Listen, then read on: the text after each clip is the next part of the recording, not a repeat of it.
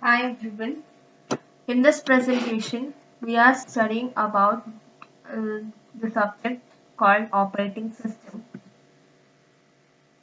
Let us see the first module, that is your introduction. In the first module, we have two chapters in your first module. Under that, we have the first chapter called as introduction. And these are all the topics that you will be studying in this introduction chapter.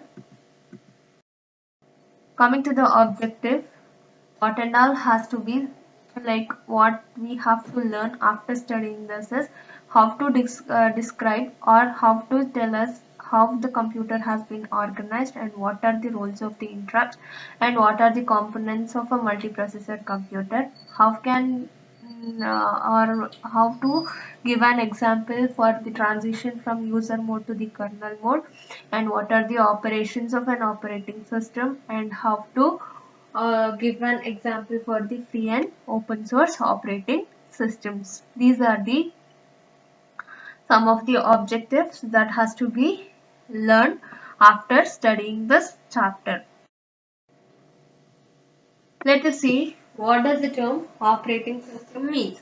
Operating system, it is nothing but an program with like I have here what is an operating system is. Let us fill it out. I'll tell the definition.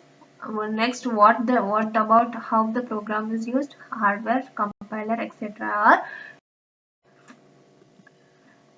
here. Let us define what is operating system. Operating system, which is a program, it is a software or it is a program which acts as an intermediary between the user and the hardware of a computer. So it acts as an intermediate thing between the user and the hardware. So what are the goals of a computer or operating system? What are the goals of the operating system? Here the goals are in order to the goals are it has to execute the programs, it has to solve the problems in an easier manner, and it has to make the computer in a convenient way to use it. Next we have how the system architecture is. Here we have the computer system which contains the main four components, that is your hardware, operating system, application program and the users. Let us see the definition of each and every component. Coming to the first component, that is your hardware, which provides a basic computing resources like CPU, the resources like CPU, IO devices, memory, etc. Next we have the OS, which has to control and coordinate among the hardware and the various application programs for the various users. Among the users, it has to control and coordinate the use of the hardware. Next we have the application program, where application program defines like how the resources has to be used in order to solve a particular problem. Next, here users, that is your fourth component, that is users. Users could be people, machines and other computers. Coming to the abstract view, how it will be, the users will be the end users. The users may make use of any of the languages and they'll write a program, that is your application program will be given to your operating system, and operating system will give it to the computer hardware, where computer hardware will solve the problem and it will generate the output, and that will be given back to your operating system, then it will be given to the application program, then the user can access the solution. Next we have like what does the operating system do. Actually, based on the views of the OS, we have two types of the views. That is one from the user view and the other one from our operating system. Coming to the user view, Here, how the user views the computer depends on the interface, like what type of the interface we are using. Based on that, the user may tell that most of the computer PCs consist of like monitor, keyboard, and the system units. So by making those resources, utilizing those resources, the OS has to design mostly for the ease of use in order to provide the good performance, and no attention has to be paid for the resource utilization, which means how many resources the particular user needs can be used in order to solve a problem. Next, we have some users uses a terminal which is connected to a mainframe or to a mini computer. So the OS designed is for this particular is to maximize the resource utilization and also to ensure that no individual takes more than the resources what he requires for the uh, execution of the program. Next, coming to the like in the from the system view, that is from the operating system view, we have like an operating system should act as a resource allocator. In the resource allocator, like how many resources are used to solve a particular problem, like how much CPU time is required, how much memory space is required, how much file storage is required, what and all the IO devices required, these and all has to be managed by your operating system itself as a resource allocator. Next, you have an OS as a control programmer, by which makes the OS should be in the control for the operations of IO devices and for the execution of user programs in order to prevent the errors happening from the execution. Among those two views from the user view, we have the third view, that is the workstation, which is like connected to the particular network. Here the users will have dedicated resources which like networking and the servers. The OS will be designed to compromise between the individual, how the individual is using and how the resources are utilized. Next, we have like handheld computers. Like the next we have the mobile devices like smartphones, tablets, and how the battery life should be. Like the performance per unit of battery life is very important factor. So these are the factors or the views from the computer or the system and also from the user side. Next, how let us see how the operating system is defined. It is not I mean there is no universally accepted definition for the operating system. Like everything a vendor ships when you order an operating system is a good approximation. It varies wildly, and there will be a one program which will be running every time in a system when we on the system, that is it is a part of a system or part of an operating system is called as your kernel, and that program will be running all the time. And we have two system other programs like system program, which is not a part of your operating system. The application program, it is it is not a part of kernel. Application program, all the programs which are not associated with your operating system, where system program is your operating system programs. Next, we are using the general purpose OSs are used, which includes middleware, where set of frameworks are used nowadays. Let us see how the organization of a computer system is.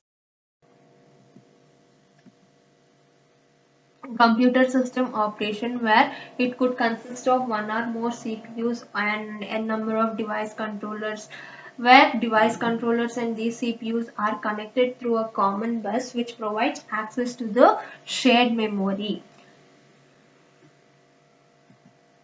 And the execution also could be in concurrently, or the execution could be in the parallel way, and the memory controller is used to synchronize. Here we have a number of controllers, and the memory, CPU, disk, USB controller, these are connected to a connected through a system bus, through a single system bus. And we have the controller, like for example memory controller is used to synchronize the access to the shared memory, where in order to, why we will make use of this controller is to ensure that the orderly access for the shared memory has been taken place. Next we computer startup. When the computer is rebooted or when the computer is switched on, there is a program that program has to be initially executed when the computer is powered on. That program is called as your bootstrap program. And bootstrap program which initializes all the systems from the registers to main memory, and it also does a uh, like it loads the operating system into the main memory. Then OS starts executing the first process. That first process is called as your init process, and it waits for some of the events to occur. If there is a some event, then it will transfer the control from init process to the event that has been occurred. Typically stored, these bootstrap programs are typically stored in your ROM or EPROM. Generally it is known as your firmware.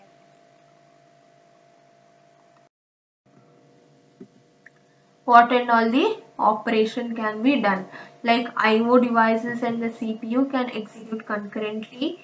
Each devices in a controller should be like some type of particular charge, mean each device should be in charge for some particular device type. There will be a controller for each local buffer, and for each device controller we will be having a device driver in order to manage all those controller equipments or the resources. CPU can move the data to the memory, or it can access the data from the main memory or to the local buffers.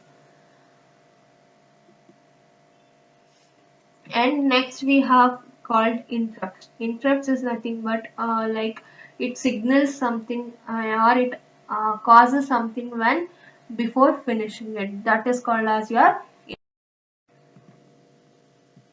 What are the functions of the interrupt?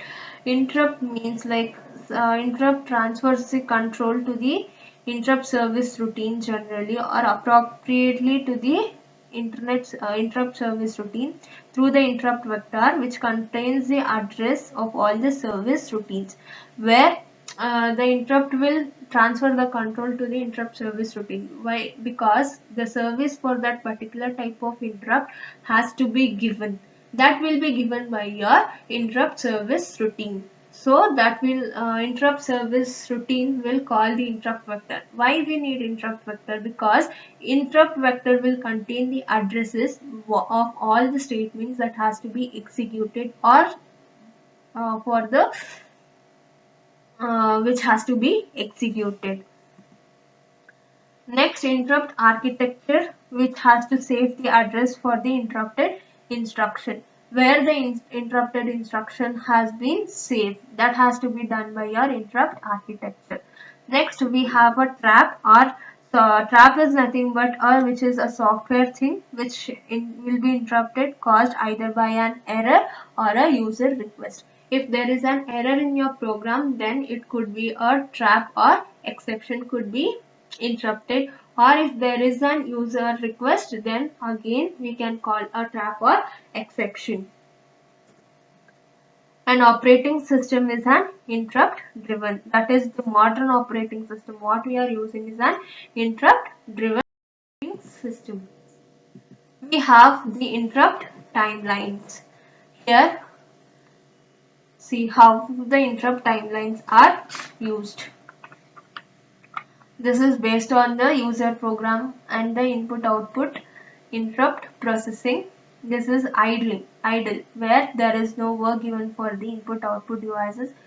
This is occurring at IO request. This is when the transfer is done. Interrupt signaled and interrupt handled. IO request, again transfer done, interrupt signaled and the interrupt handled.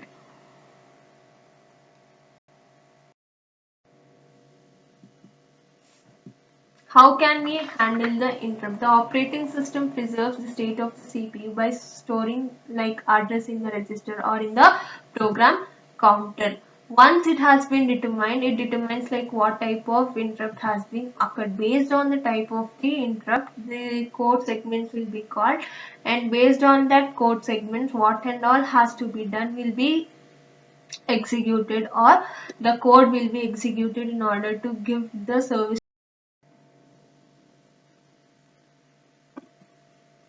Interrupt drive IO cycle. Here we have a cycle how the interrupt will be arised and how it will be handled. First, the CPU will initialize the device driver for the IO. Then that will be given to the controller, that is IO controller, where it is initiates the input and output devices. And here the input output devices will check for the interrupts if any interrupt has been occurred, and if there is an occur, then the it will transfer the signal to the CPU. And here the CPU will also be executing, or it will be checking for the interrupts between the instructions. If there is an interrupt, then the request or the control will be transferred to the interrupt handler. Once the control has been handled to the interrupt handler, the interrupt handler will process the data and it will returns back to the interrupt. Once the interrupt has been given the service, then the CPU resumes processing of the interrupted task, and again the CPU starts providing the control to the IO controller. Next topic is your storage structure. As we all know, the name itself suggests storage. How the storage is done, how the allocation or how the data are stored in the computer organization or in the computer structure is learnt in this topic. Coming to the storage structure, we have, as we all know, we have two types of memories, that is, one is a main memory and the other one is your secondary memory. Always programs will be in your main memory, that is also called as your RAM, random access memory, that has to be executed will be in your main memory. And the interaction through the memory can be done using your load and store instruction. Load instruction is nothing but where we will be moves a word from main memory to our internal register within the CPU. Or store, where we will move a content from register to the main memory, vice versa, that is your load and your store instruction. And we have also like CPU automatically loads instructions from main memory for the execution purpose. And as we all know, main memory is small and main memory is volatile, and it loses its consumption when powered off. So most of the computer will provide us the secondary storage, that is for the extension of our main memory for our non-volatile storing capacity. For example, like magnetic disks. The secondary storage, like we have which holds the data permanently. The wide range of storage can be organized in a hierarchy, and like we have hard disks, which is made up of rigid metal or glass platters covered with a magnetic recording materials, disk controller, and the sectors, where disk surface is logically divided into tracks and it could be subdivided into your sectors.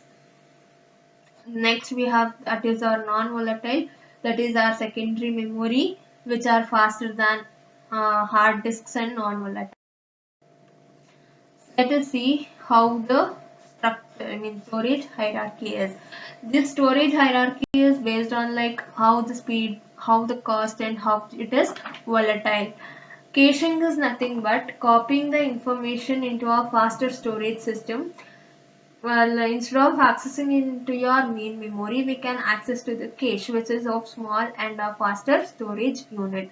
Device driver, like where it is used for in order to control and manage the IO devices, which provides a uniform interface for all the like controller in the kernel. This is the hierarchy where at the topmost we have the register, cache, main memory, then non-volatile memory, hard disks, optimal disks, and the magnetical tapes.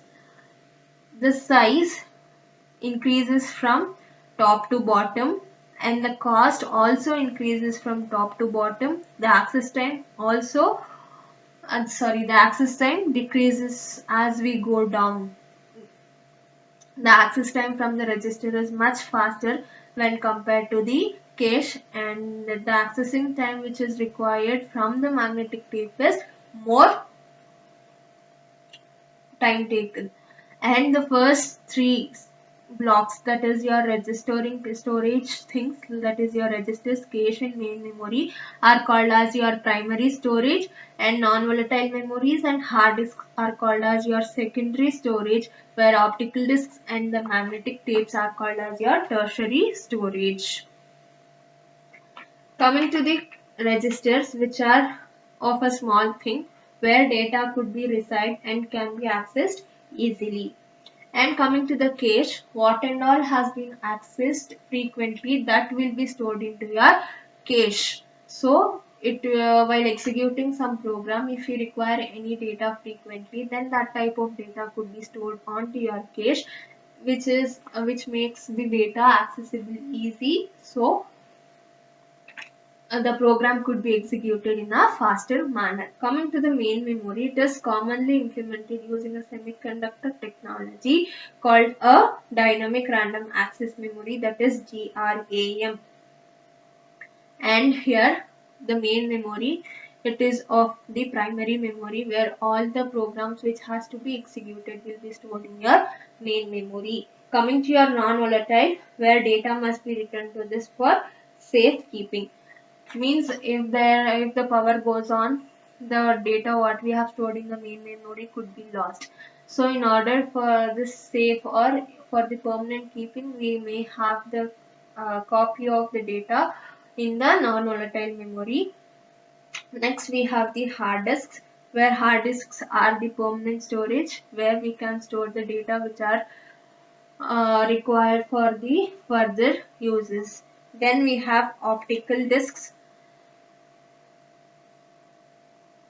Then we have the magnetic tapes, where magnetic tapes are also of semiconductor memory, which becomes faster, cheaper when compared to all other types of memory, means storage capacity.